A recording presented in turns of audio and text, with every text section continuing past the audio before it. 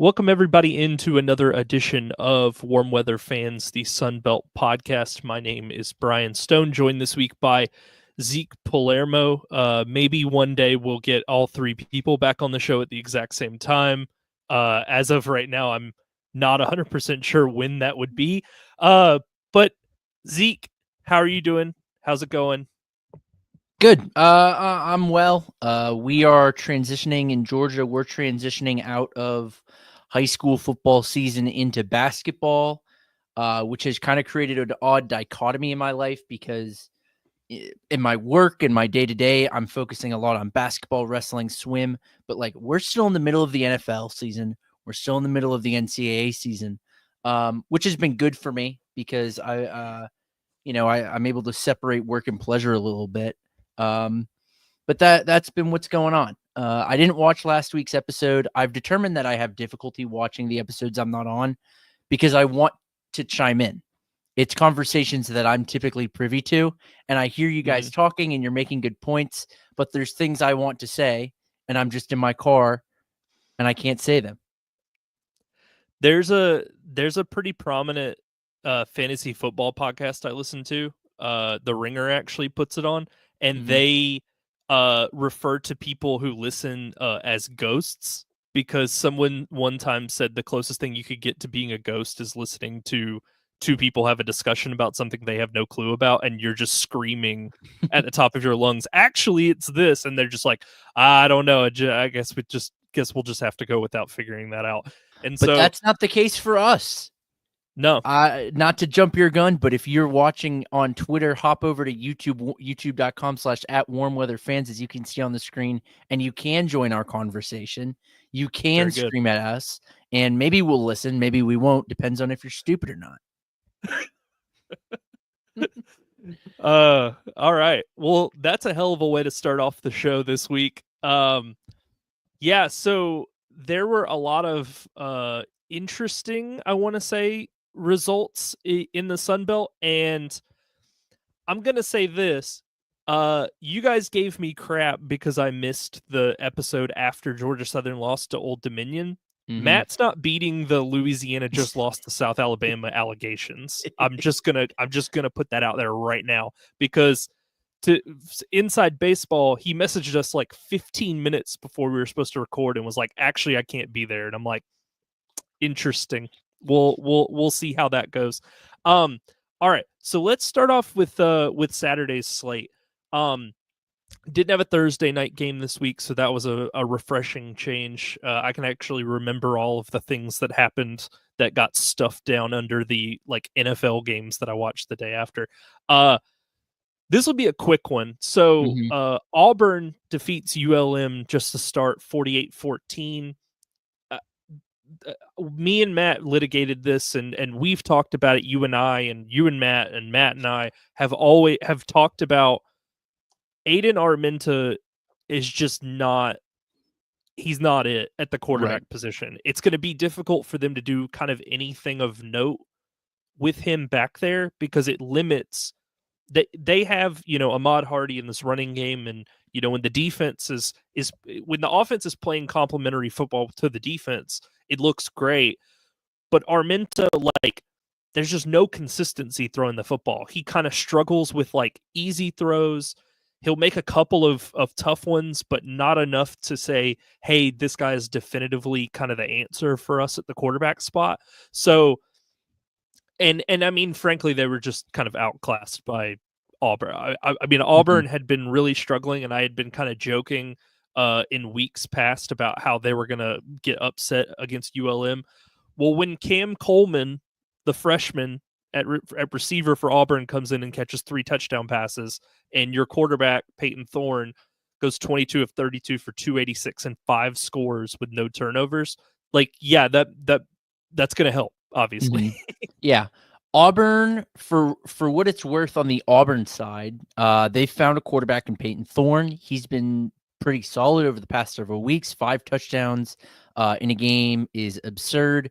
And to your point about Armenta, he was so bad that a guy that I thought we were maybe never going to see play again, we saw General Booty get some snaps at the end of the game there. ULM is in the same tailspin that Texas State is in right now and experienced last season, where all of the sudden this team is good, and this team that was previously in the bottom of the conference is stringing together wins in the beginning of the year.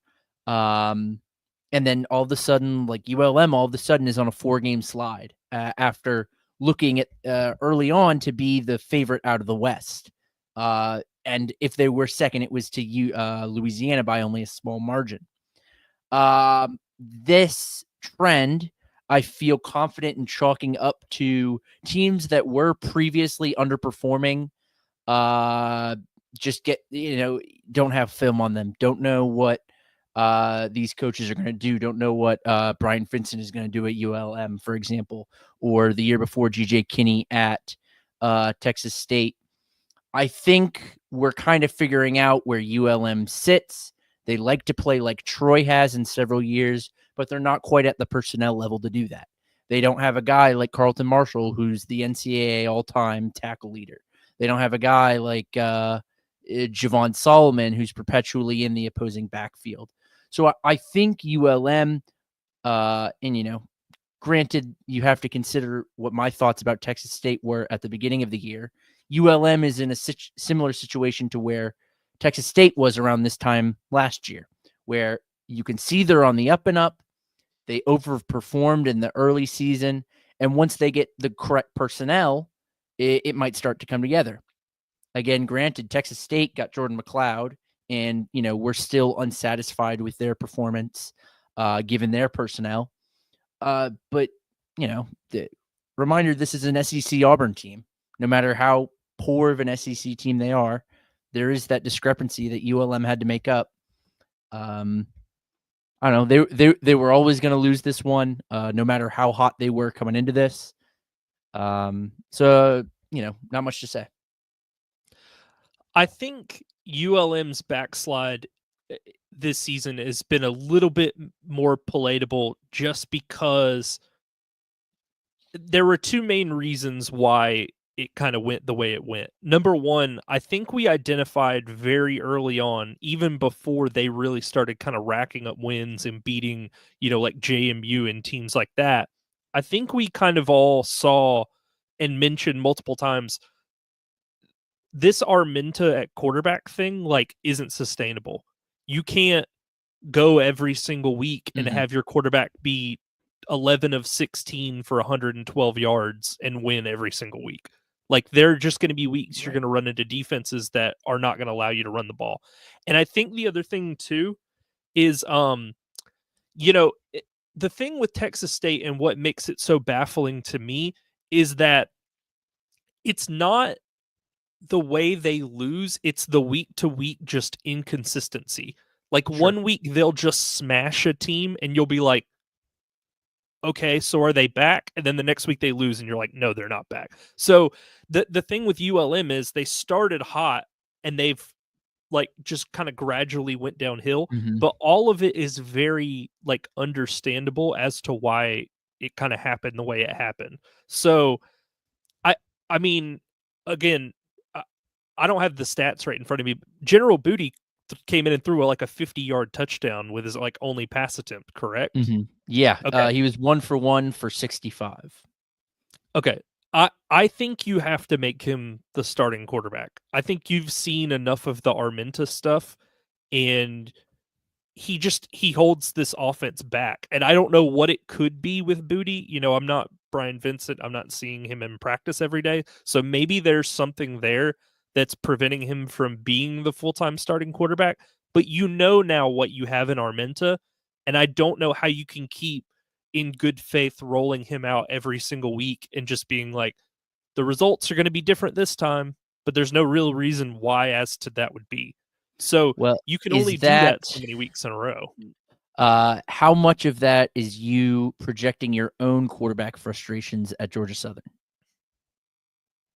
I think it goes for any quarterback that's just there's no juice. Sure. I was going through. So another example of this was, Valaire. at Mhm. Georgia State. How many weeks can you watch him throw multiple interceptions before you're just like, let's see what else we have? Like Right. it can't be worse than this. And like, yeah, Georgia Southern falls 100% into the same bucket and has since the beginning of last season. But I just don't understand these coaches being like, I'm gonna beat my head against a wall because it feels so good when I stop. And it's like, well, then what are we doing? Like, what Mhm. are you trying to win games? Are you trying to like prove a point? And so that's where you lose me, is when you're like, I'm gonna be stubborn for the sake of being stubborn. I don't really have a reason to do it. And then you get like the Charles Huffs of the world who they are willing to change, but it literally takes almost like an act of God in Mhm. order for them to be like, maybe Stone Earl shouldn't be starting our games. You know, it took a 5 minute 21-point comeback for him to decide, hey, maybe Braylon Braxton's actually the right way to go. Mhm. So I, I just don't get it. Like, how many below kind of average performances can a quarterback turn in consecutive weeks before we're like, just try something else? Like, it's not working. So That's a question I don't have the answer to.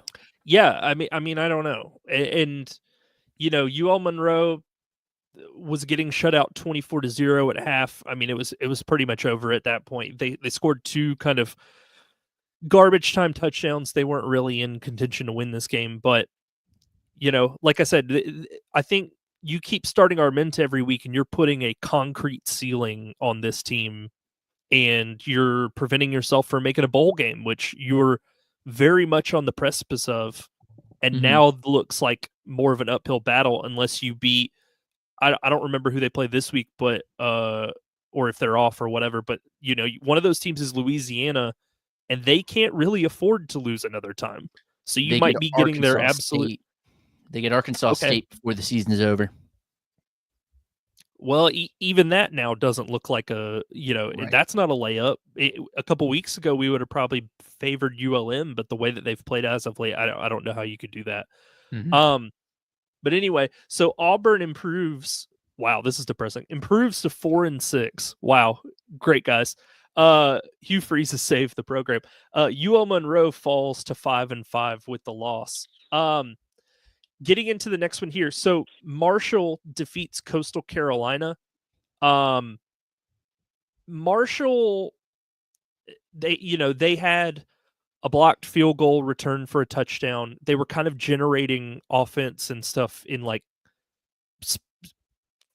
starts and fits. Like, it was inconsistent. Mhm. I think one part of that was apparently AJ Turner was not only not playing, but wasn't even on the sideline, people said, for this game, which, who knows what that means for them, because frankly, he's been their kind of break glass in case of Mhm. emergency offense type player. And if he's out for like an extended period of time, like, that's going to be a real issue for them, because frankly, the Jordan Houston, Ethan Payne, like, just don't really have the bring the same level of like explosiveness to the table. So we'll see how that all pans out. But I thought this was a good win for Marshall. They face another Sun Belt East team.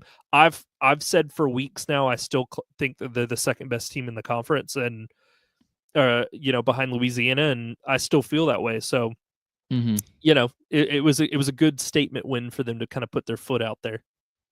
I I struggle to say that they're the second best team in the conference, only because it's quite a gap, right? You'd expect, especially in a conference like the Sun Belt where there are divisions, you kind of expect a 1A, 1B in each conference, but the gap between UL and Marshall is so great that it makes me uneasy to call Marshall.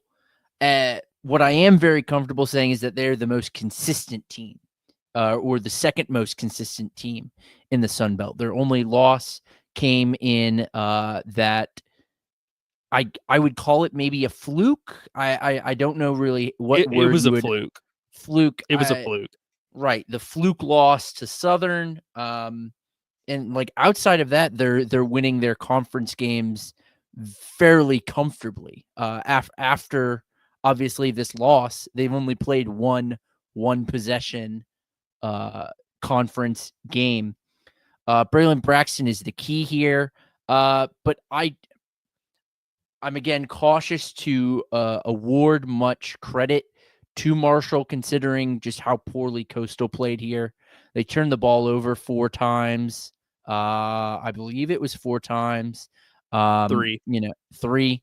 Yep. Had opportunities late in this game to at least bring it closer. Had several, medium to long drives late in the game that ended on 4th downs.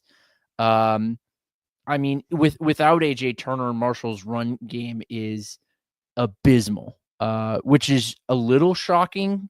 I kind of expected Braylon Braxton, in the absence of AJ Turner, to take a larger role and kind of put on like the Colton Joseph type cape, where he is obviously passing for 200 some odd yards, but then also just leading the team with 80 some odd rushing.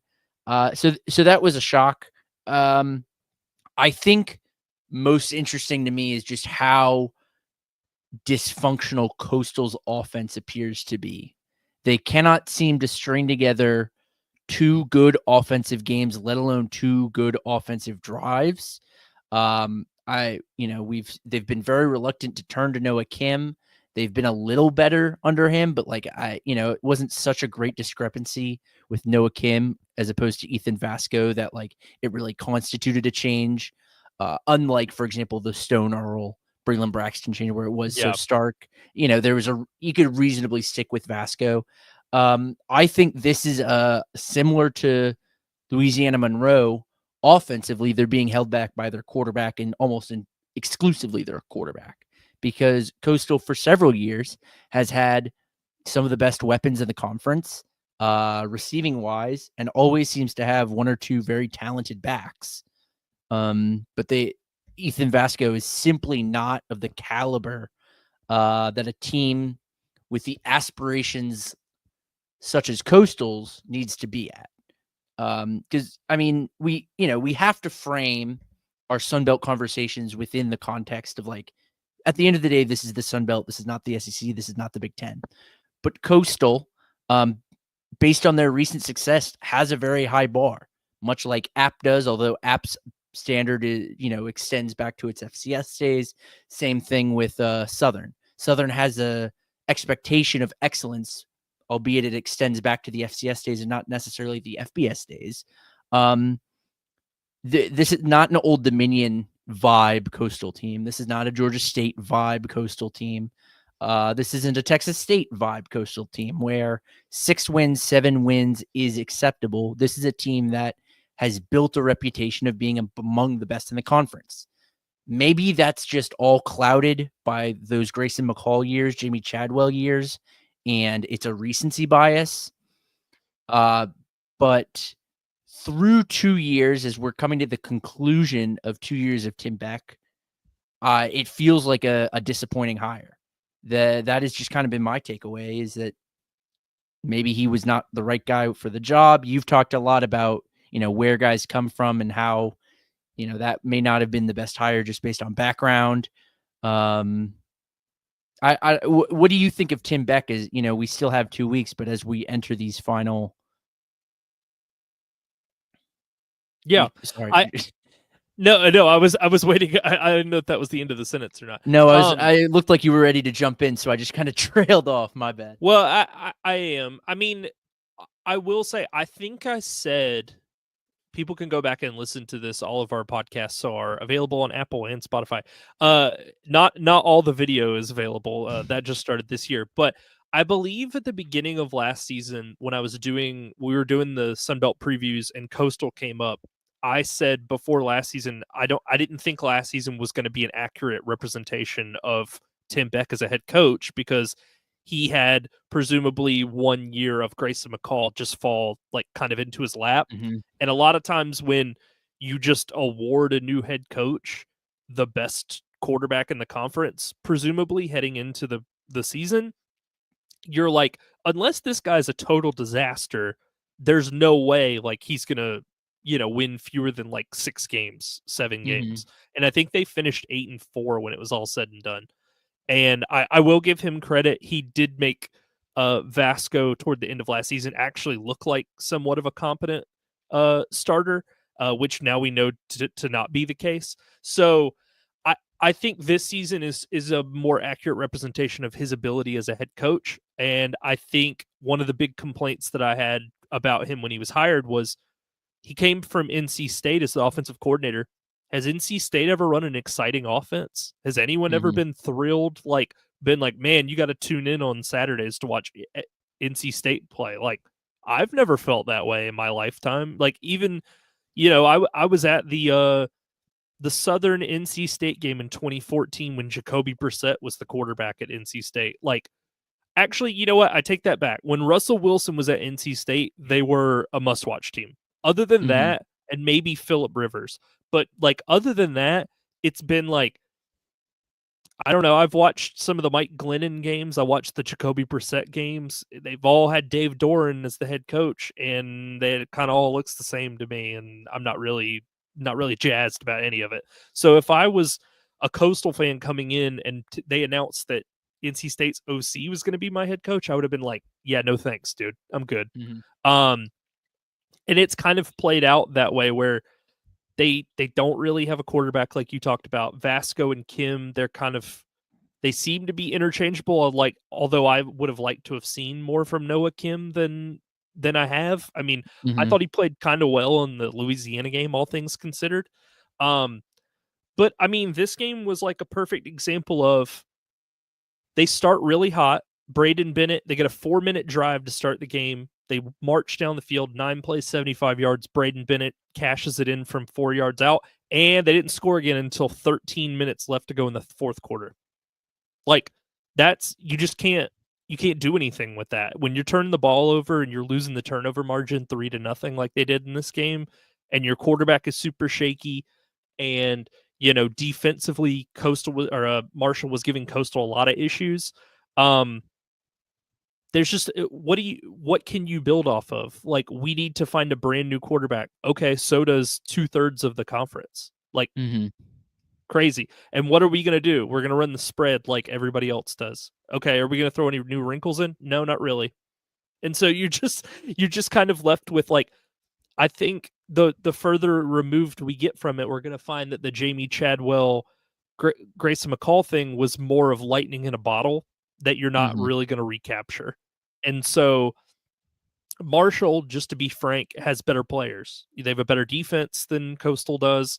Their quarterback doesn't go from being like a disaster to serviceable to back to unplayable from week to week basis. Like, Braxton has been fairly like even keeled across the board. So I mean, I watched this game up until when Marshall scored in the third quarter to make it 24-7, and then I just kind of flipped another game on and was like, this one's a wrap. A lot of Vasco's yardage came in garbage time when they were down like multiple scores. Right. So I was just like, yeah, this is what you've come to expect from Coastal. They're a 5-5 team. They play like a 5-5 team. They're totally average, which is fine, but that's not. A lot of Coastal fans have to be frustrated because that's not what they've come to expect, having watched the Jamie Chadwell years. So that's just kind of my piece on it. Do you have any last minute notes before we move off of this game? There was a lot of talk about that game, but it was a good win. It was a good win for Marshall. I think they kind of staked their claim as being like, hey, like you said, consistently we're one of the best teams in the conference. Again, the one loss now, you're just kind of like, I think we can write that off. Like, they finally made the right choice at quarterback, and it's paying dividends. All right, so Marshall is now 7-3 and 5-1 in the Sun Belt. Coastal drops to 5-5 and is now 2-4 in the conference. Let's talk about Georgia Southern and Troy. I tweeted this. I'm sorry for anybody who follows me and doesn't want me to hear me repeat myself, things I've tweeted. I tweeted this on Saturday night. The best thing about doubting Clay Helton is you're never wrong, you're just early. And that's the way I feel about it is like, I expected them to crumble last week when they played at South Alabama, and it was just off by a week. That was it. So, and we'll talk about this when we get into Coastal Georgia Southern this upcoming weekend, but I think this is the beginning of the end of their season. They've done this every year that Clay Helton's been the coach. Through 3 seasons, he still has 2 wins in the month of November, and it's approaching Thanksgiving, so it's not like he's got too many more chances. For the second time in 2 weeks, we've had a player leave the team, so that's fun. They're posting on social media like Instagram, like, "Hey, I really wanted to win, but people in the locker room aren't kind of out for the same reasons." That's great and something you love to see. So I think what's going to end up happening, and they're the master. Georgia Southern through numerous. We're on our 3rd AD in the last like 10 years. We're masters of doing this. Here's what's going to happen. They're going to bring Clay Helton back for 25. He's going to start the season like 0-5, and then they're going to fire him and basically have next year just be like a total waste. And then we're back to square one where we were post Summers, post Lunsford. We just have an entire season that's basically just dead on arrival. And they love doing it. I don't really understand why, but I feel like if FAU can pay Tom Herman $4 million not to coach like they decided to do today, that Georgia Southern could find a way to defer Clay Helton's payments of $1.7 million over time to not totally cripple the athletic department budget. Sure. That's just kind of where I am with it. And again, this is going to be broadly sweeping. Is Georgia Southern the worst bowl eligible team in the conference, if not the country? No, not in the country, for sure not. Okay.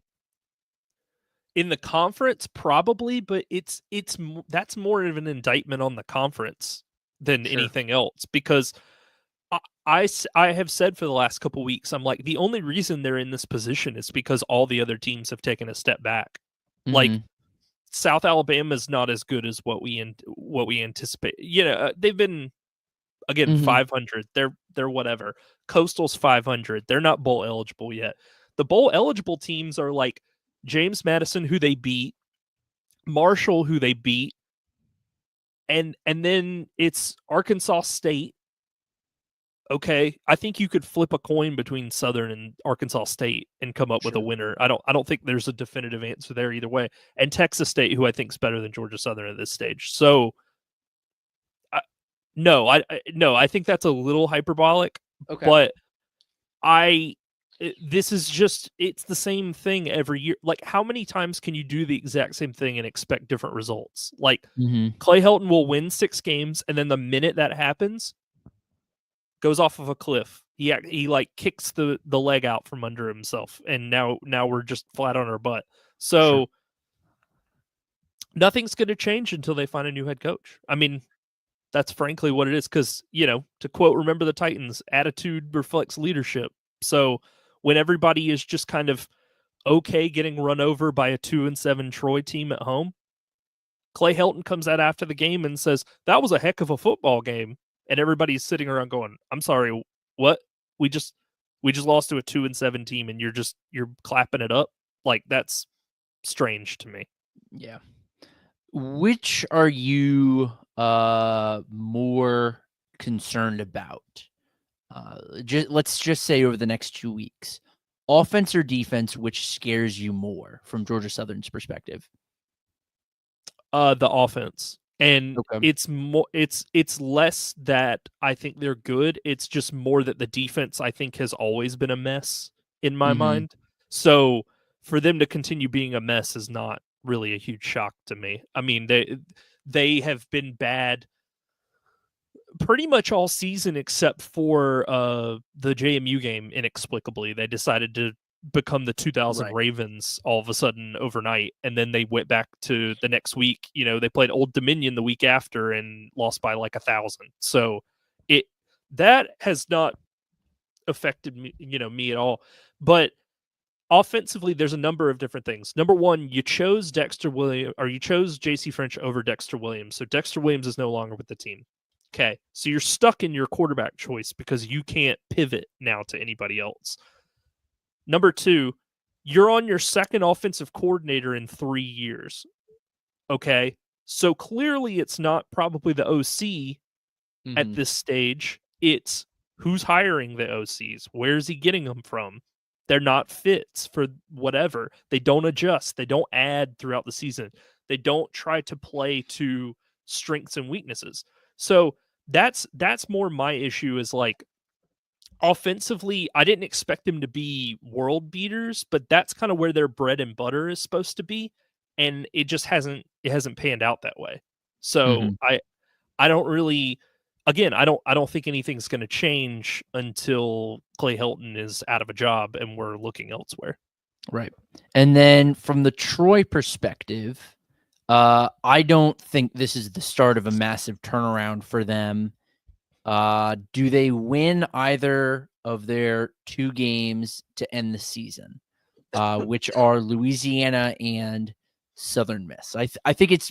I'll just go ahead. I think they win one. I think they lose one, and I think both of those games are by a fairly wide margin. Yeah, I think they lose to Louisiana and they beat Southern Miss. Right. I will say again, I don't know if this is more of a wow look at Troy or an indictment of Georgia Southern's terrible defense, but Caldwell showed out in this game. He completed almost 82% of his passes, which is insane. He finished 26 of 32. He had all day to throw. They had open throwing lanes. He threw for 288 and 2 scores.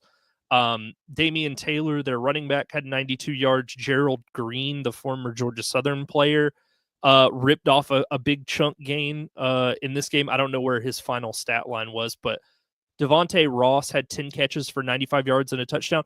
Other than there were 2 drives where the refs basically like led Georgia Southern into the end zone. Like the first drive, Troy stopped Georgia Southern like twice, and they kept getting like defensive holding or a pass interference call or an offsides at a perfect time for them.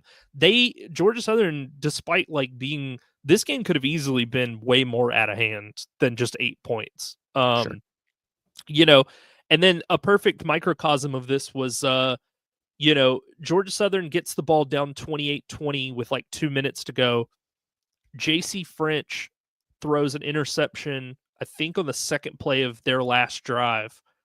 And Georgia Southern, I think, either had all 3 or 2 of their 3 timeouts, and Troy just ran the clock out. Like, Georgia Southern is just not physical on either side of the line of scrimmage.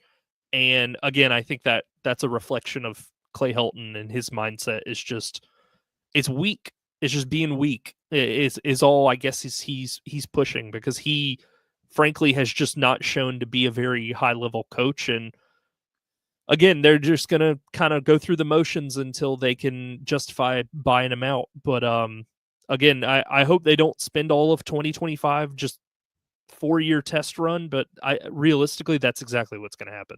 But Troy, I will say there was a moment that Troy Parker, the coach, again disappointed me. They were like manhandling Southern in this game, and there was a series. I can't remember what quarter it was in exactly, but we called him early in the season the field goal king, because he was like so willing to just pull up and settle for 3. Early in the game, I think it was their first drive. It was pretty early. They went down and basically had like a 4th and 3, like on the 20-yard line, and they were like, let's kick it, and their guy just shanked the crap out of it. I'm like, he wasn't even close, and it was like close to an extra point. Like that was how close it was. So again, though the things that Southern did well were not things that they were actively doing. It was getting bailed out by the refs, because Troy ended up with like 13 penalties for over 100 yards, and stupid coaching decisions by Troy's coach, like kicking it period, things like that. So those were the things that really kind of kept them in this game. They had no business even being within 8 points of this game. Okay. So, with the win, Troy improves to 3-7 and is now 2-4 in the Sun Belt.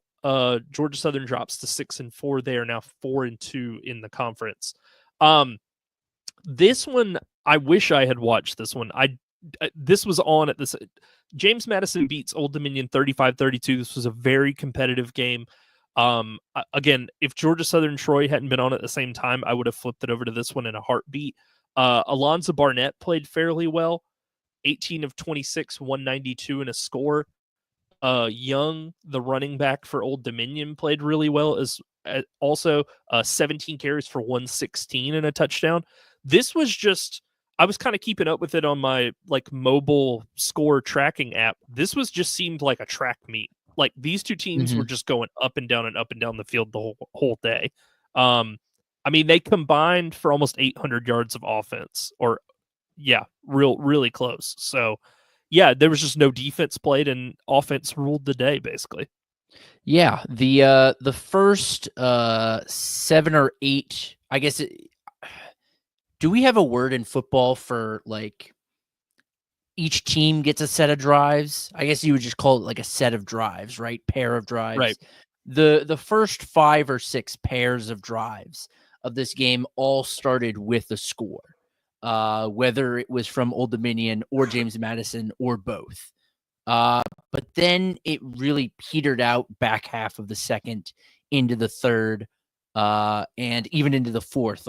Each team only scored once in the fourth quarter.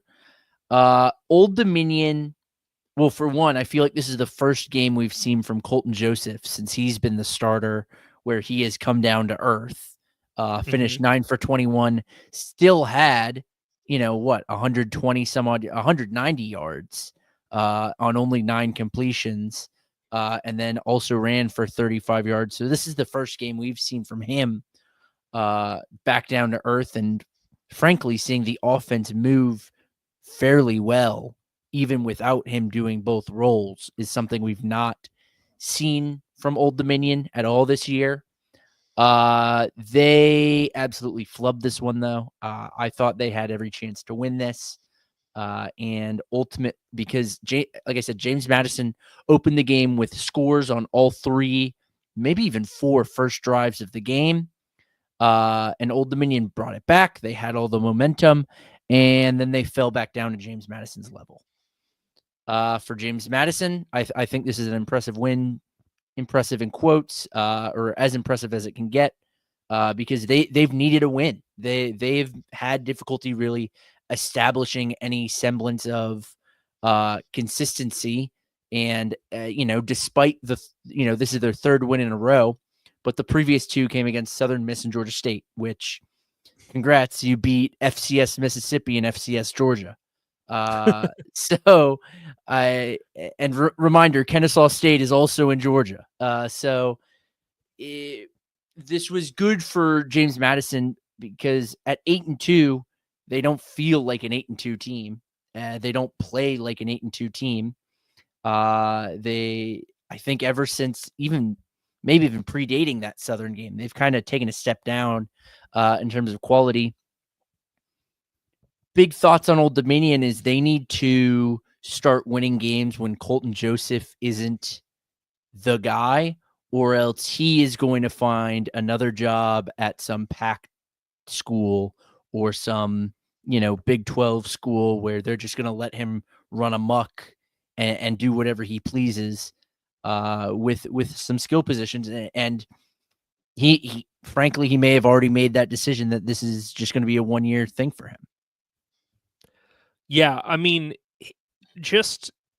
I think I said this early in the season. We were talking about some quarterback, and I can't remember who it was, but you guys asked me, do you think there's a P4 team watching? I think it was South Alabama's quarterback. Gio Lopez, yeah.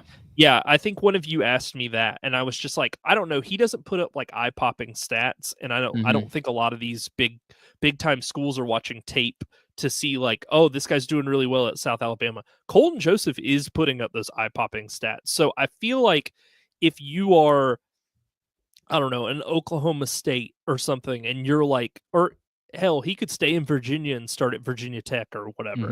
Like, one of those teams could just come to him and be like, hey man, we've got like legit NIL funds and we're desperate in need of a quarterback. Like, why don't you just come here?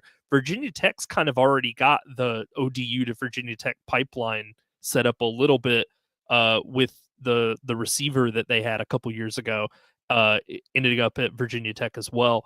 So I just feel like, yeah, this is almost like an NFL team having a rookie quarterback and being like, this is the time you need to cash in and get some contributors before the cap hit kicks in. But Yep. instead of the cap hit and a second contract, it's, oh my God, he's going to be out of here in a couple years, and we're either going to lose him to a bigger school with more funds that can afford to pay him, or we're just going to like waste however 3 or 4 years of him playing here. So that should be their number one concern. Is like, I said this last week, this isn't basketball.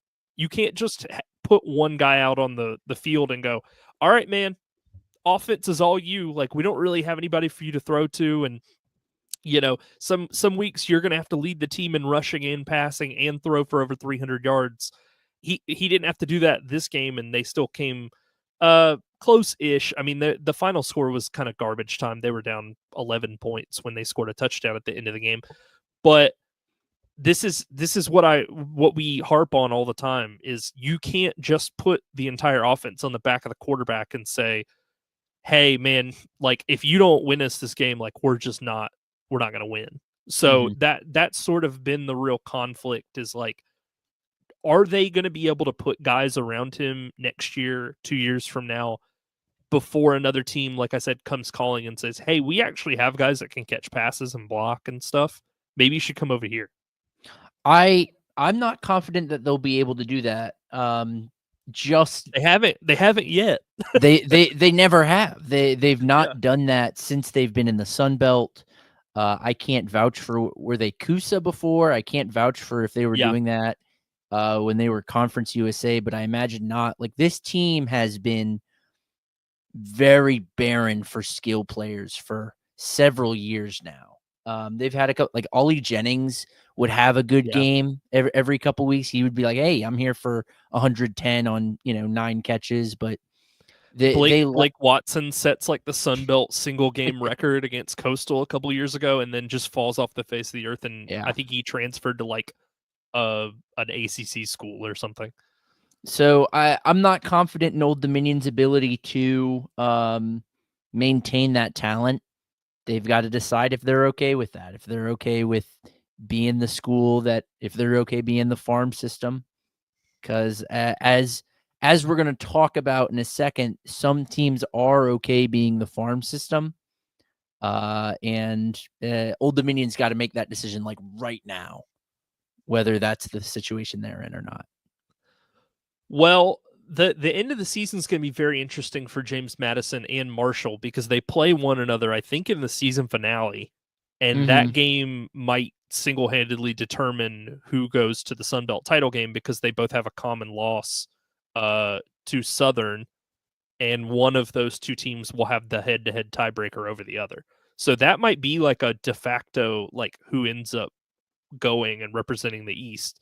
So we'll have to see how that goes. That'll be really interesting at the end of the year. But yeah, I mean, dude, we've talked about it. Old Dominion has like zero expectations. Like anytime they win, it's like great, and anytime they lose, they're kind of like, eh. Like again, they might finish the season 5-7 with one of the two best quarterbacks in the conference, and it feels like everybody is just kind of like shrug and move on. So I mean, if y'all don't want Colton Joseph, I'll take him.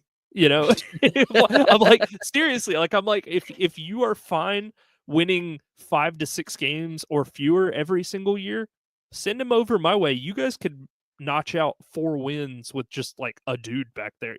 Put Grant Wilson back in. Okay.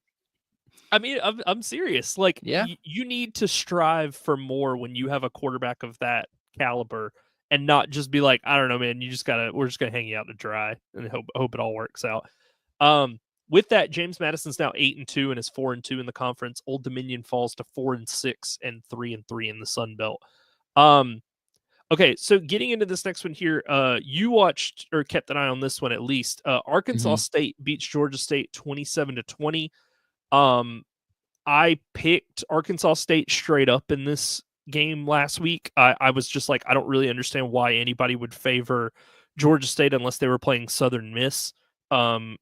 but I'm just like, I don't really get it. Like, what is the deal with both of these teams, really? But like, is Georgia? I read the quotes from Del McGee. I think it was Mm-hmm. before this game, and he was kind of like, "Love to have some fan support," and everybody was just kind of like, "I don't know, man, just shut up." Like, I don't really Yeah. want to hear it. So the conversation around Georgia State right now is very much like an outside of football one, pertaining to the quality of facilities, the quality of fans, the just general like Number of quality fans. number of fans, the general like quality of the program, and whether or not Georgia State, frankly, deserves to be an FBS team. Wow. And that's my take on it. Del McGee he said something this past weekend after the game that I'd never seen, or I hadn't seen him do yet, and I didn't see Sean Elliott ever do. And that was just kind of throw up his hands and say, as you mentioned, like, what do you want me to do? I've always thought, and I've been very vocal about this, with when Kirby Smart came out and was like, "Oh man, our fans got to do better." I think it's in very poor taste when players and coaches come out and speak against their fans, because, like, bro, you coach football and you are the highest paid employee at the state university, and you're mad at me. So I think that's typically in poor taste. But what Del McGee also said, which I did think was a legitimate concern, was talking about how Georgia State lags behind not even like Georgia and Georgia Tech, but Georgia Southern and the other teams in the Sun Belt in terms of facilities and in terms of excitement around this team. This was supposed to be their homecoming game, and Georgia State couldn't even sell it out. Are you there, or are you just making that face? Okay, folks, I think we may have lost Brian for a second. So I'll keep going, I guess, on my tirade. Let me actually shoot him a text. 1 second, folks.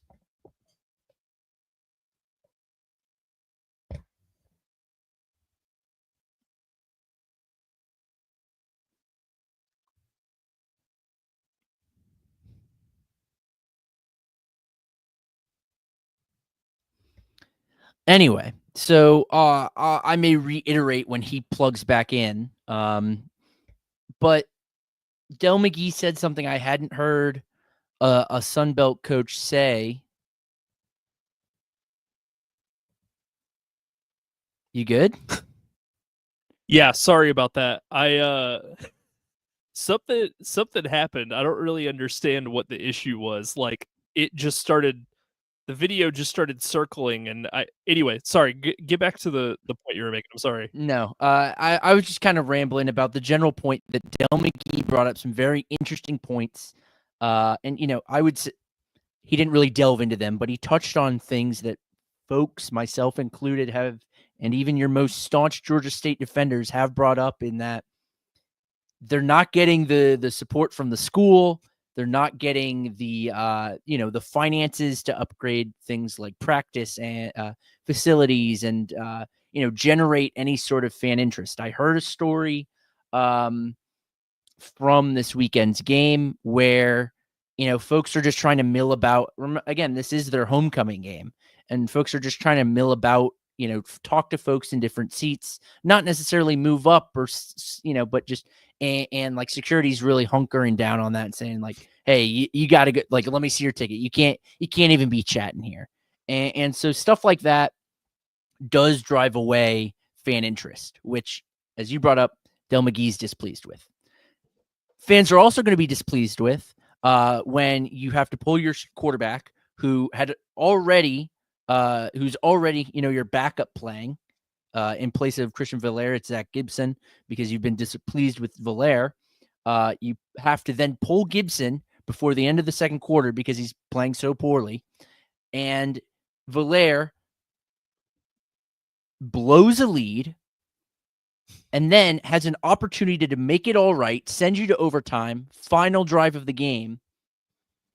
3 plays in, it's 1st and 10 around midfield. You're starting to put together one of your best drives of the game. Brian, I have not seen a worse interception in the Sun Belt, maybe in football this year, than this pick that Christian Valaire threw. I am dead serious. If you've not seen the clip, you and I all of haven't. our listeners, I need you to go see it. It is just absolutely abysmal. He overthrows the guy, I mean, by 3 players worth of height, and then also it's like 5 yards to the left. Yeah. It is obscene. Georgia State needs to make a decision. The athletic director, the president or whomever has to make a decision whether or not they want to be an FBS and a Sun Belt team, because there is a real discontent, a valid discontent among both coach and fans of the lack of support for this football team from it allegedly from higher ups. And here's the thing: this could be Del McGee crying because he's not winning games. That's something we are not privy to. But I'm led to believe that. There was a tweet from a backup quarterback. Can I ask a question just real fast? You can tell me Yeah. about the tweet. No, I'm But tirade. Go ahead. I guess this is rhetorical, but given that McGee coached at Southern and kind of knows what the deal is in the Sun Belt, I guess my question is, and I'm not even trying to play devil's advocate, but like, what did he expect?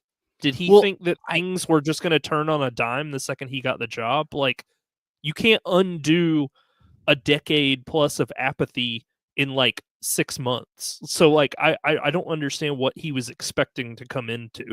I'd love to be inside his mind, because while he definitely he had to have known that there was going to be a difference in culture between Southern and Georgia and then State, right? Mhm. There's clearly tiers here.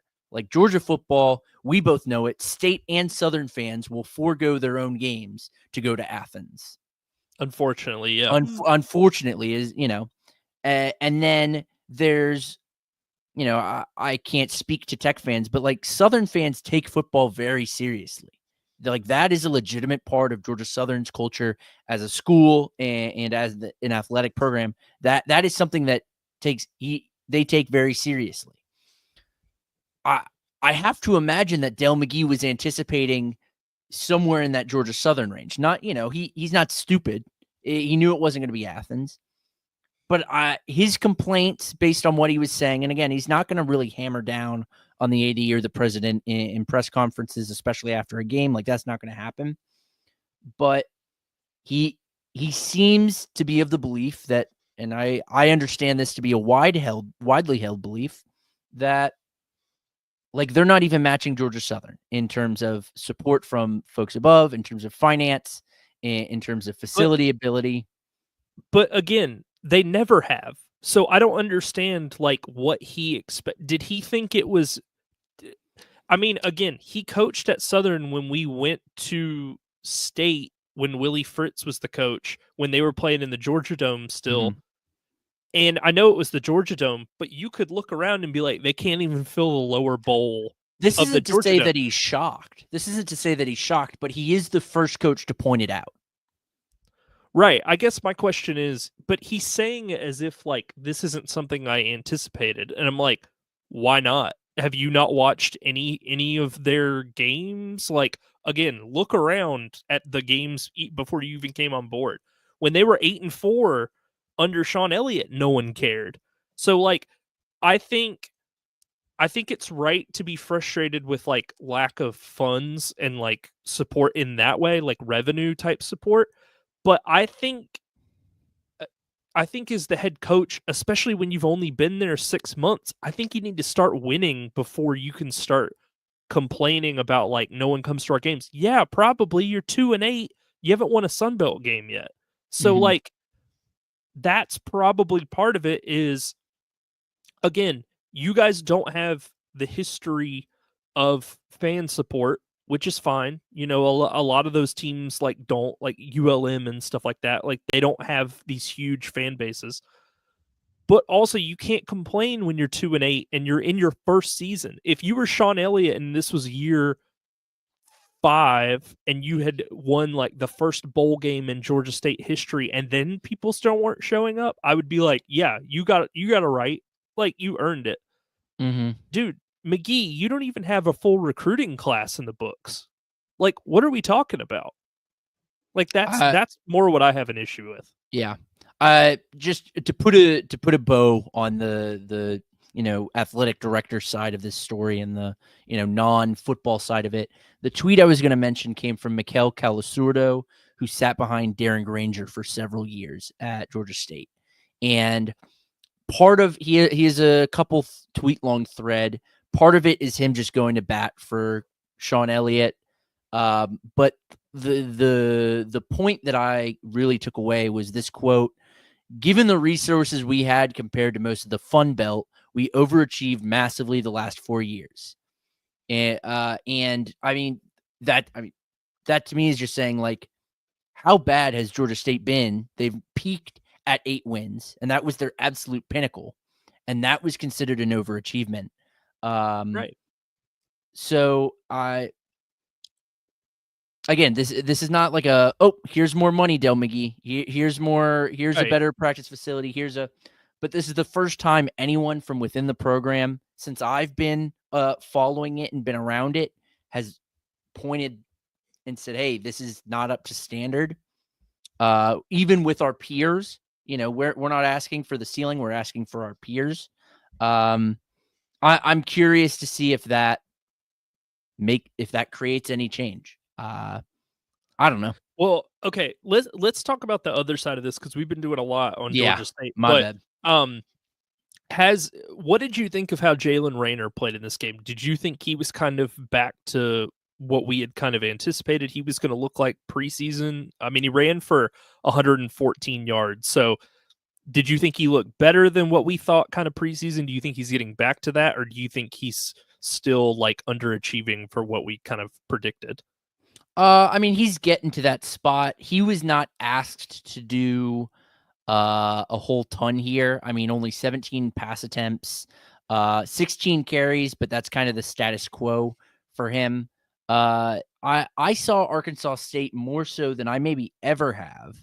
And granted, I'm not a fan of that program. I've been very outspoken in my distaste for Butch Jones and my disbelief in that program. So I tend not to watch their games. I'll concede that. But I saw them rely on the run more than I've ever seen them. And at the very least, what that means is that opens up Jalen Rayner more as a runner because that's his greatest asset. He's a fine quarterback that can throw the ball well, but he is superhuman in how he runs at times. And by adding more carries to the overall run game that are outside of Rayner, it makes him even more effective. And like I said, that's just something I've not seen out of Arkansas State up to this point, which gives me hope for them in that, like, now, if you consider this, they had something like 40 some odd carries. If you continue that trend, you're going to allow Jalen Rayner to utilize his best asset, which is his legs, more efficiently and in situations where you need him to, instead of just kind of on 1st and 10. Right. All right. Well, a good comeback win, I guess, for Arkansas State. Then 6-4 now this season, 4-2 in Sunbelt play. Georgia State drops to 2-8 and is 0-6 in the conference. Again, would have been nice to have the Louisiana guy here for this, but South Alabama beats Louisiana 24-22. South Alabama was up 24-3 at half. And this game was pretty much a wrap. Like, I didn't watch a lot of this game because frankly, the Southern Troy game took forever to get through. So like, it was just like, I didn't really have an opportunity. But UL didn't lose the turnover battle. They just got I guess just got down early and just couldn't recover. Gio Lopez had those 2 touchdown runs in the first and second quarter. UL couldn't, it seemed like, string together offense. They got a field goal from Almendaris in the second quarter, but the rest of it was just defensively. I have brought up each week that their defense gives me real pause. And if you look at the scoring drives for South Alabama, you'll see why. First scoring drive, 74 yards on 9 plays. Second one, 90 yards on 5 plays. That's alarming. 90 yards on 5 plays. And then the third touchdown drive before half was 10 plays, 75 yards again. So,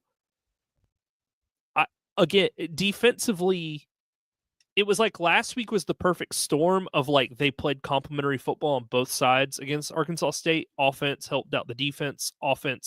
Defense would hold them. Offense would go and score.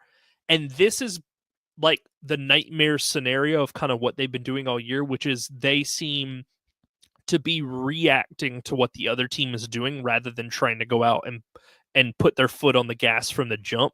And you can't always just flip the switch. Like, you can't play like that if you're a good team. And we anticipate that the Cajuns are one of the really, like you said, there's a big gap between them and Marshall at number 2. So I don't know. I mean, they had to pull Wooldridge out. Fields ended up scoring the 2 touchdowns for Louisiana. And so, yeah, I frankly, I just don't know. Like, I think that this is a one-off, but something in the back of my mind has almost been like the chickens have come home to roost a little bit, where again, the offense hasn't been, hey, let's go out and kill the other team early and jump on them. And the defense has been reluctant to tackle guys. And I think that kind of all came to a head in this one. Yeah. For one, we won't know whether or not like these are real issues for Louisiana until the conference championship, because they end the season against Troy and UL Monroe. Troy, we anticipate that to be a cakewalk. UL Monroe, I would imagine Matt no longer feels, as he said several weeks ago around, when UL Monroe was looking like the best team in the conference, he said that he was most scared of Monroe as he's been in maybe the past 10 years or some odd. I'd imagine he no longer feels that way. I think he's always a little hesitant to play them. I don't think that I remember doing the podcast with him for like Underdog Dynasty, and like even on their worst years, he would always be like, this could be a field goal game. Like, we just truly have. I mean, he one year he took me through like the series history, and Louisiana ended up crushing ULM that year, but it was just kind of like all these games are kind of really close, and like you can say ULM plays up in these games, you could say UL plays down, but either way they usually end up being close. I wouldn't say that he still thinks it's a cakewalk, even with kind of the Warhawks backslide. Sure, but yeah. That point aside, we won't know. Like, even if that ULM game is a tight game, it's reasonable to posit that it would be a close game because of funkiness and not necessarily because of team ability. So we won't know if these are like legitimate concerns for Louisiana until they play Marshall, or this is just like Marshall's loss to Southern, your fluke conference loss. Something again, I could have done my research better in preparing for this, because this was initially going to be posed as a question to Matt, but I probably should have I should have prepared the answer. They took 2 field goals from 5 and 8 yards, and so the Louisiana scored on its 4 final drives of the game, and 2 of those were a 4th and 5 from the 5 and a 4th and 8 or from the 8. I am very, very curious to know if that's the trend, if that's just what DeSormo does, or if that was very poor decision-making at that point in the game. Because by the time UL Monroe had scored, or I'm sorry, Louisiana had scored its field goal, the first one, which came from the 8-yard line, South Al was already up 24-3. 24-3. Yeah. So what are you doing? Because you've turned a possession game into a 3 possession game. Congratulations. There was just simply not enough, because that was in the third quarter as well, and that was fairly into the third quarter. I don't think that was like the first drive of the third. So, like, do you anticipate scoring 3 touchdowns in the fourth quarter? Is that your plan? Is that what you anticipate? Because that felt like a major lapse in judgment to me. Is, first of all, ever kicking a field goal from that close, Down especially 21. when you're down 21 like that. That always really bothers me. And like, it's easy to say when you're on the internet and not like on the sideline, like, hey, I would have went for it there. But like you said, what do you gain by cutting a 24-3 lead or 24-3 deficit to 24-6? Like, what does that do for you? You can't come back and score touchdown 2-point conversion twice. You're still down 2, even if you nail that. So, and I mean, I've given Parker, the head coach for Troy, a bunch of grief for this, even on this exact episode, for this reason. Yep. Like, what are you doing? Are you trying to win games? Or it's one thing when you're like the Steelers-Ravens game yesterday, like, points were at an absolute premium. Like, you could not sit there and say, hey, the Steelers need to go for it on fourth down here. Like, the final score of that game was like 18-17 or whatever. 19-7, 19-18, whatever it was. In this game, when you're down 3 scores, you cannot afford to just say, let's trot the kicker out from the 2-yard line or whatever it was. Like, that just seems like coaching malpractice to me, because it's like, are you trying to win the game, or are you trying to cover the spread? Because you're not going to do either. So you might as well go ahead and put the second one out of your mind, because you guys were touchdown favorites coming into this one. Right. So I never really understand it. Like, again, maybe there was something in the press conference after the game that alluded to that. I would have liked to have. I think Matt kind of would have been on our side a little bit of like, what are you doing? But unfortunately, we won't know. But yeah, I truly never understand those decisions. Like, you need points. We've established this. So kicking it here does not help you in any way, shape, or form. So why would you trot the kicker out? I couldn't tell you. It's like those games where like a team is getting shellacked by an SEC school, and they're like, hey, it's 66-0. Let's get the kicker out there and kick a field goal so we don't get shut out. And I'm like, who does this benefit? Like, no one's going to care on your resume if it's 66-3 or 66-0. No one's going to be like, well, at least you got 3. Like, so you might as well go ahead and put that out of your mind right there. But yeah, disappointing performance for Louisiana. I'm sure Matt would agree. But South Alabama, corrected their brain fart from a week ago, where they just basically handed Georgia Southern the game in the fourth quarter, and got outscored 20-0 in that quarter. South Alabama improves to 5-5 this season and is now 4-2 in the Sun Belt. Louisiana drops to 8-2 and is now 5-1. Getting to this last one here, we don't have to talk a lot about this. Texas State just runs through Southern Miss. It's 58-3. They've already fired Will Hall. This seems like, I don't know how many guys are on a roster, 85. This seems like 85 guys that just want to go home and want to be done with it. And this is like the Street Fighter meme, like, go home and be a family man. Like, this is not anything. You can't build anything off of this. You don't know who your next head coach is. You have no consistency on either side of the ball. You don't have a quarterback. You don't, Rodemaker or Ethan Crawford, doesn't matter. So there's nothing to glean from any of these Southern Miss teams they've been fielding lately. How disappointed are you? Because I'll concede that I anticipated Tate Rodemaker to make an impact on this team. I don't believe that I ever thought that he was going to turn this team around.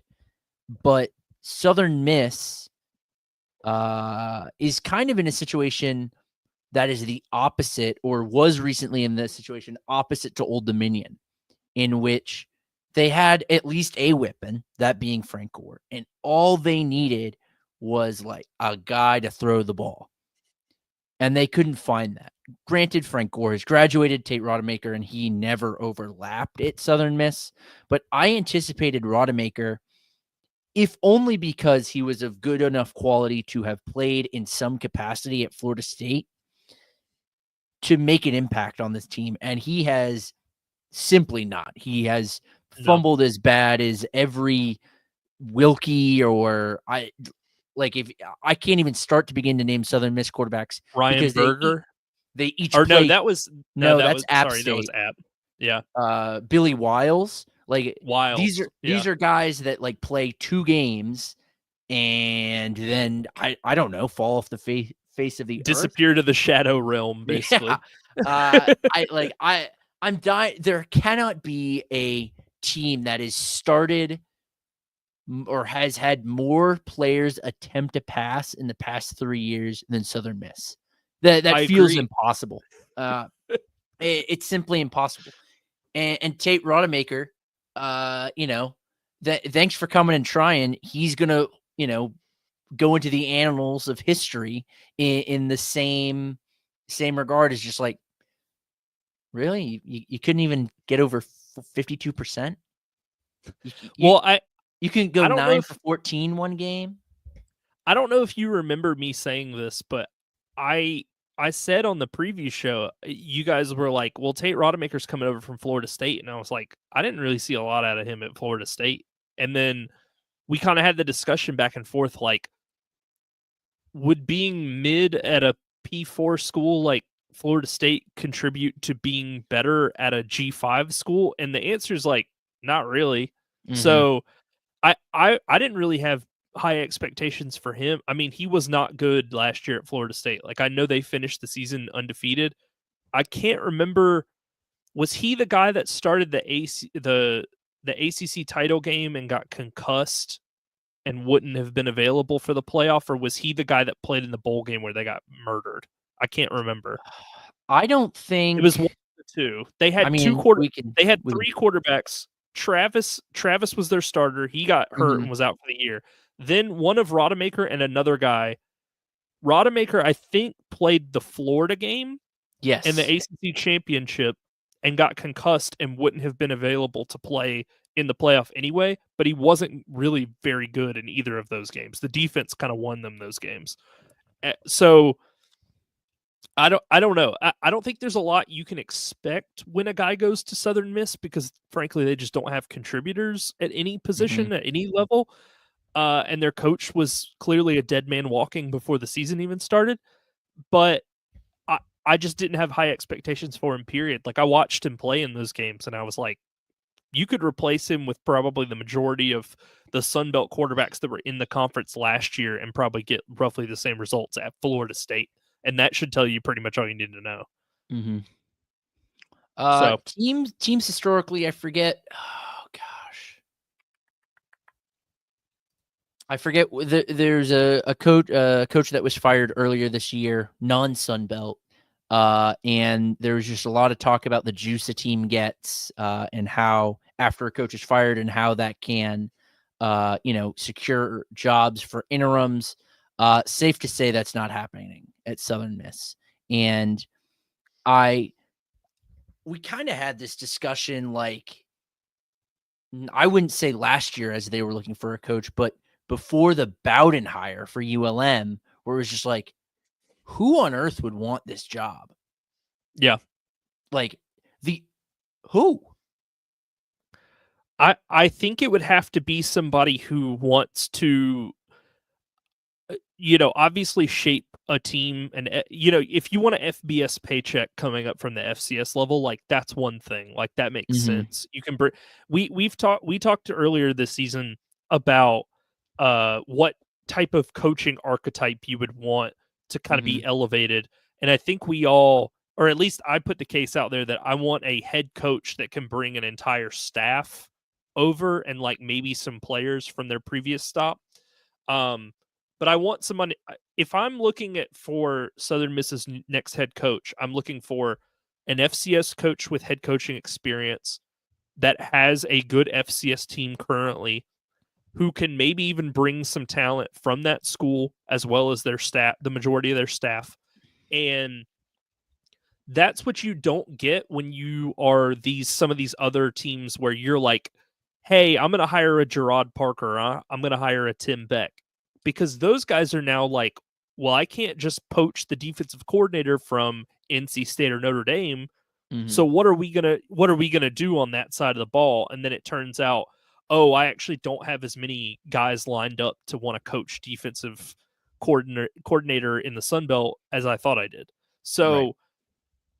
I think you have to have someone who's willing to kind of embrace the challenge the same way that like Bryant Vincent, for all, for the backsliding that they've done, he's basically been, still in my estimation, like one of the coach of the year candidates, just because of what did we expect ULM to look like this season? What did they look like through 6 games with no discernible quarterback? So I think you need to find somebody like that who is willing to come in and just put their imprint on the team and build a culture. Like as far as I know, like Southern Miss doesn't have like a strong, built-in kind of culture like they did for a while. And then I think Ellis Johnson kind of, when he came in for that one season where they went 0-12, just kind of cleared all of that out from what I remember. And I just feel like they've kind of been floating, trying to decide kind of what to do with the program's future. So I think you need to find somebody who's got a strong footprint, either offensively or defensively, bring that guy in from the FCS level, make sure he can bring an entire staff over and maybe some players, and kind of let them build from there, because the Will Hall era clearly was an absolute abject failure, and they don't have, again, a lot of these other teams get bumped when they fire their head coach and are like, hey, we get at least a one game, like, hey, our team's not dead. There's just nothing here. Like there's nothing to grab onto. So I think you have to find someone who's willing to just be like, I'm going to have to take this FBS program up from like, the foundation of a house, and we just have to start over. So I guess that's kind of what you got to look at. But with that, Texas State is now 6-4 and is 4-2 in the conference. Southern Miss drops to 1-9 and is 0-6 in the Sun Belt. Before we get to our week 13 games picks, I want to remind everybody, make sure you're following us on X. We are at Warm Weather Fans.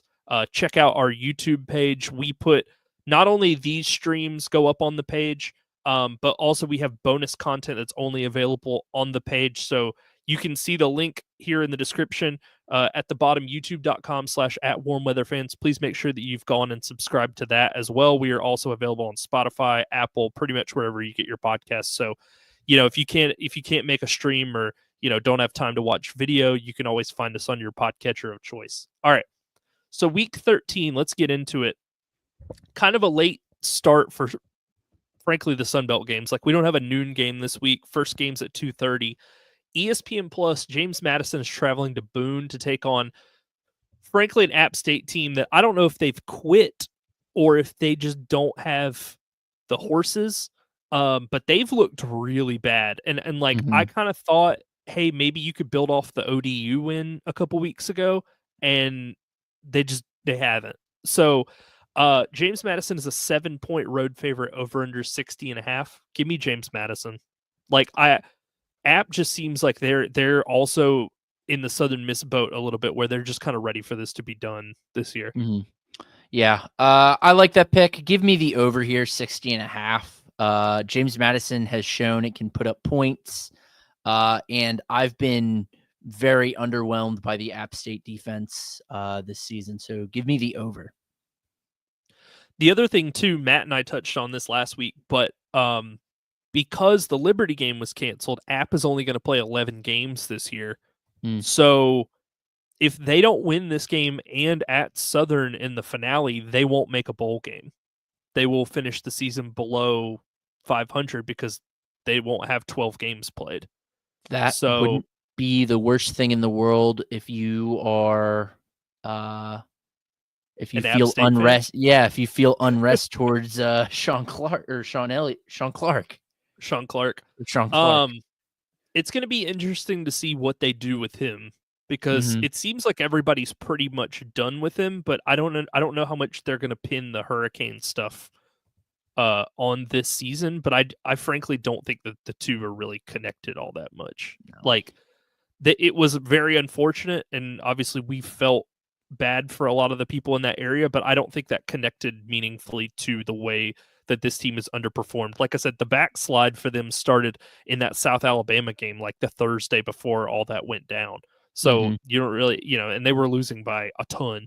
All right, 3 o'clock. We've got UL Monroe traveling to Jonesboro to take on Arkansas State. Arkansas State is a 3-point favorite. Over under is 52.5. Give me the under in this one. I think UL Monroe obviously really struggles to score points with their quarterback situation that we talked about. And frankly, Arkansas State's not really been lighting up the scoreboard either. And I still think UL Monroe's got some good defensive pieces. So I could see the final score of this one being like 17-14 or something Mm-hmm. like that. Give me ULM here. I to cover and to win straight up. I think. What are you laughing at? That you just don't. I was like, is this how much you don't like Arkansas State? That you're just like, No, give me a ULM team that's on a backslide in the second half no, of the they're on a season. backslide, but they're on a backslide against teams that are, I think, better than Arkansas State. I mean Okay. Marshall, Texas State, and then Auburn, right? Mm-hmm. All teams I would feel fairly comfortable saying are better than Arkansas State. I think there's an absolute world where ULM ends the season with like 5 or 6 losses and miss the bowl game despite starting 5-1. But I think they clinch a bowl game here against Arkansas State. Well, this would be the week to do it because I think taking it down to the Louisiana game is very, very dicey considering Louisiana's now had their one kind of free check the box conference loss off. Mm-hmm. And not that anybody in the West is really, I mean, technically South Alabama is still there.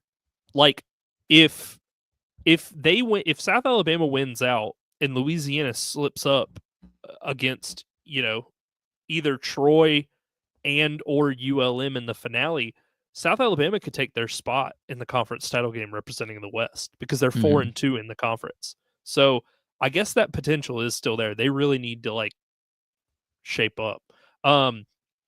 So 3 o'clock, another ESPN Plus game. We got South Alabama traveling to take on Southern Miss in Hattiesburg. South Alabama is a 22.5-point favorite. Over under is 55.5. It's a lot of points, but give me South Alabama. If there's one thing that Southern Miss is doing, it's letting other teams cover the spread against them. Yeah. And we've seen South Al lay the hammer. Obviously, they did so against Northwestern State when they put up like 87 points. But even against App the following week, they won by over 30. They beat Monroe by 30 some odd points. So South Al, the Jags don't hesitate to lay the hammer down in games that they're winning. Mm-hmm. I hate 22.5. That is such a stupid number to put on a game, but give it to me. Texas State covered, I think, 26.5, zero problem last week against Southern Miss. So that's the only thing. I was hesitant because I thought that was a huge number. And again, 58-3. And you're like, I actually dumbly picked the under because I thought, well, Texas State's finally going to take their foot off the gas, right? Wrong. All right. Another 3:30, a 3:30 kick. ESPN Plus. Georgia Southern. Talk about a backslide. Is traveling to Conway to take on Coastal Carolina on the surf turf. Coastal Carolina is a 2-point home favorite. Over under 56.5. Give me Coastal Carolina -2 all day. This is the beginning. Like last week, it was the signal that we are approaching. It's like being on a subway. It's the Clay Helton Express. You've now reached your stop. Get off. So Mhm. like here's where it all starts to fall apart. I wouldn't be surprised if they lost to um, Coastal and App to end the season, to be quite frank, because this is how it happens. It's not a gradual decline, it's a rapid shot to the bottom of the mountain. Yeah. If this team were coached by anybody else, I think I would take Southern, because they're still in the hunt for the with the win against Marshall, or I'm sorry, the loss to Marshall, but the win over James Madison, they're still like kind of in the hunt for the East here. I could really see like this Southern team putting on the gas, but Clay Helton has burnt this team before, going to continue burning this team until he's fired. Give me Coastal here. All right. 5 o'clock kick here. Troy is traveling to Lafayette to take on Louisiana. Louisiana's 11-point home favorite. Over unders 53.5. I'm gonna take Troy plus 11. This is gonna be like a show me game for Louisiana. Show me that last week was a total fluke and that you guys can go back to. Well, okay, so this is the thing too. Pre Arkansas State, they were not beating teams by like more than 10 points on a regular basis. Right. Like even teams that you'd be like, wow, they're going to outclass Southern Miss. That wasn't like a huge blowout. They beat App in a really ugly game that was closer than it had any reason to be. So I think that one of two things happens. Either Louisiana goes back to the playbook of we're going to beat this team by 10 points and everybody's going to be like, wow, it's a double-digit dominant win, but it's really not. Or Troy has figured some things out. Their offensive line's finally healthy. Caldwell has come along as of late. We'll see which one of those things is true. Yeah. I think I still like Louisiana here, even with the spread. Troy's put together 2 wins in a row against fairly unimpressive Coastal and Georgia Southern teams. And I think after the loss, like, I don't anticipate Louisiana to lose another game this season. At least, barring a bowl game or, barring, God forbid, some miracle CFP nonsense. I think last week put that out of the cards. Oh yeah. I don't think you can spin it now. No. But I don't believe that last week for either of these teams was a true reflection of these teams. I don't believe that Troy is in its current state capable of winning 3 in a row, and I don't think Louisiana in its current state is capable of losing 2 in a row. So give me Louisiana. Okay. 7 o'clock kick, ESPN Plus. Georgia State is traveling to San Marcos to take on the Bobcats of Texas State. Texas State is a 20-point home favorite. Over unders 57.5. Give me Texas State. Texas State is one of those teams. If they win, they cover, and it's almost like a rule of thumb. Like if they don't cover, it's usually because they found a way to lose. But Georgia State is so untalented. This has got to be like a conflict of interest for you almost. Like you're like, I keep up with Georgia State, but I picked Texas State to make the playoff to start the season, and it's like Texas State is going to hammer Georgia State. Like there's just kind of no way around it. Yeah. So, I think that's true. I think 20 is definitely a lot. Like a 21-point win for Texas State is certainly feasible, and not completely out of the question. I wouldn't even say it's out of the question a little bit. I think that's completely reasonable.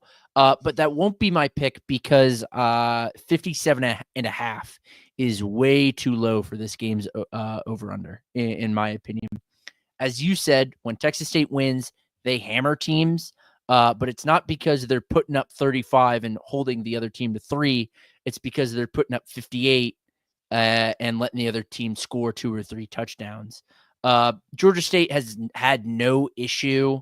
I won't say no issue, but has had little issues scoring like 21 points a game this year. It's just been anything after that seems at times impossible to get, impossible to reach. So give me the over here. I think there are a ton of points scored in this game. So I just want to read off the margin of victory for each of Texas State's 6 wins so far this year. And this is Mhm. what I'm talking about covering. Okay, so you had the season opening win against Lamar. That seemed fairly out of character. It was 34-27. Again, they've I feel like they've improved since then on offense and maybe regressed on defense since Mhm. that. Okay, they beat UTSA 49-10. They beat Arkansas State 41-9. They beat ULM 38-17 and Southern Miss 58-3. Georgia State feels more in line with like the Southern Miss Arkansas State type of breed where I just feel like Texas State is going to get up on them and just keep hammering them because they don't take their foot off the gas when it comes time Mhm. to really put the hammer down. So I think that's kind of the way that one ends up. And again, so 7:30 we have a really interesting game on ESPNU. Marshall is traveling to Norfolk to take on Old Dominion. Old Dominion is a 2-point home favorite. Over unders 52.5.